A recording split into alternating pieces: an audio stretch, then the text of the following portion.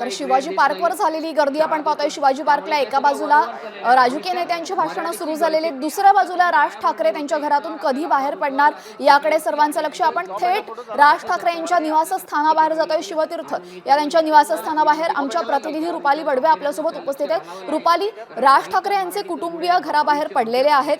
राज ठाकरेंची आता प्रतीक्षा आहे, किती वेळ लागेल राज ठाकरे यांना बाहेर पडायला, काही माहिती आहे का?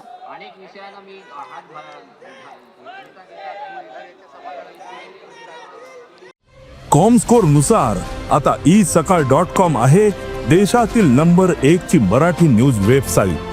प्रत्येक अपडेटसाठी isakal.com ला नक्की भेट द्या।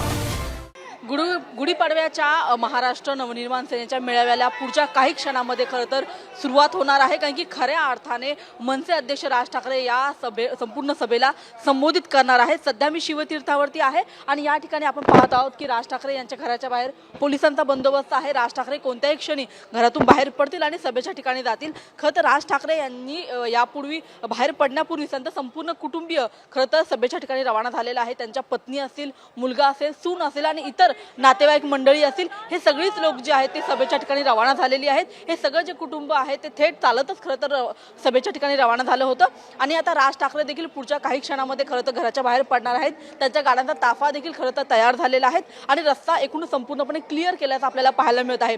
जशा पद्धतीने मागच्या काही दिवसांमध्ये सातत्याने विविध विषयांवरती राजकारण झालेलं आहे, खास करून हिंदू मुस्लिम असेल किंवा मग शिवाजी महाराजांचा विषय असेल, ह्या विषयांच्या अवतीभोवती हे संपूर्ण राजकारण फिरत राहिलेलं आहे।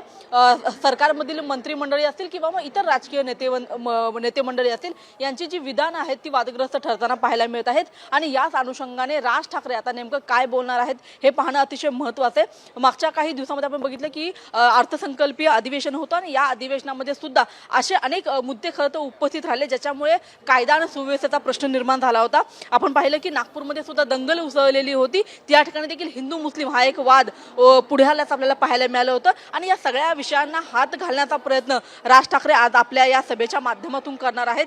खरं तर आता लोकसभा आणि विधानसभेच्या निवडणुका पार पडलेल्या आहेत, कौल जनतेसमोर आलेला आहे आणि त्याच्यानंतर आता आपण बघतो की खऱ्या अर्थाने स्थानिक स्वराज्य संस्थेच्या निवडणुका आहेत आणि या अनुषंगाने सुद्धा राज ठाकरे या अनुषंगाने सुद्धा काही महत्त्वाचा विषय मांडतात का हे देखील पाहणं अतिशय महत्त्वाचं आहे। आपण पाहत आहोत की शिवतीर्थाच्या या गेटच्या बाहेर की मोठ्या संख्येने पोलिसांचा बंदोबस्त आहे, हालचाल सुरू झालेली आहे। आपल्याला पोलिसांची गाडी सुद्धा पाहायला मिळते। एका बाजूला सभेच्या ठिकाणी प्रचंड मोठा असा जनसमुदाय खरं तर या ठिकाणी जमलेला आहे, तर दुसऱ्या बाजूला राज ठाकरे यांच्या घराच्या बाहेर सुद्धा मोठ्या संख्येने खरं तर या ठिकाणी महाराष्ट्र सैनिक हे सगळे जमलेले आहेत। राज ठाकरे कोणत्या क्षणी बाहेर पडतात याची खरं तर आतुरता प्रत्येकाला लागलेली आहे।